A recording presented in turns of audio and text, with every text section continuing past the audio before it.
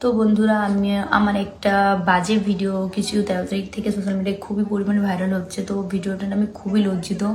Actually ভিডিওটা আমি করেছিলাম, করার কারণ ছিল আমি আমার বয়ফ্রেন্ড একটা রুমে ছিলাম, আমরা টাইম স্পেন্ড করছিলাম, তো সেইভাবে মজার মজায় আমরা ভিডিওটা করেছিলাম।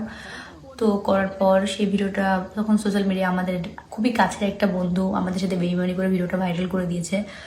তো ফার্স্ট আমি দেখে কি করে ভাইরাল করেছে ভিডিওটা, আমি এটা আপনাদের প্রমাণ দেখা যদি আপনারা বিশ্বাস না করেন। দেখুন কি বলতে হবে বল।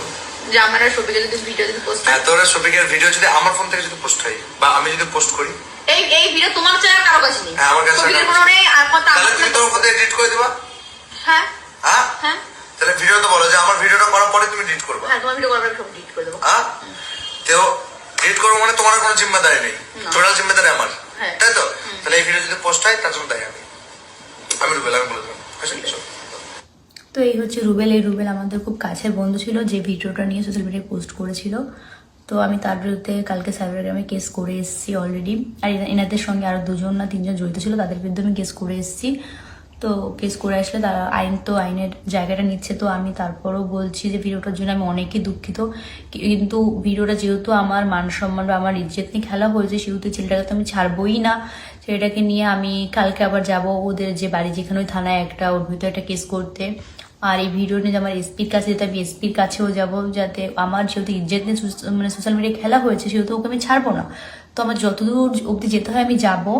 আর তারপরে একটা কথা আমি বলেছি, আমি আপনারা যদি বলেন যে ওই ভিডিওটা ওদের, আর সব থেকে বড় কথা, ভিডিওটা ওদের বাড়িতেই করা হয়েছিল। ওদের বাড়ি, ওই ভিডিওটা ওদের বাড়িতে, আমি ওদের বাড়িতে থাকতাম, আমরা ভিডিও করতাম একসঙ্গে, আমি ও শফিক সবাই আমরা একসঙ্গে ভিডিও করতাম। তো ভিডিওটা ওদের বাড়িতেই করা হয়েছে।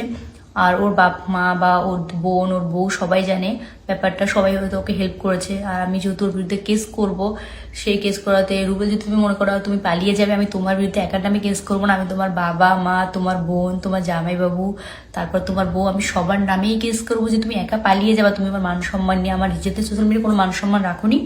আর আমি তোমার একার বিরুদ্ধে কেস করবো না, কারণ ব্যাপারটা তোমার বাবা মা, তোমার বোন টোন সবাই জানতো বিষয়টা।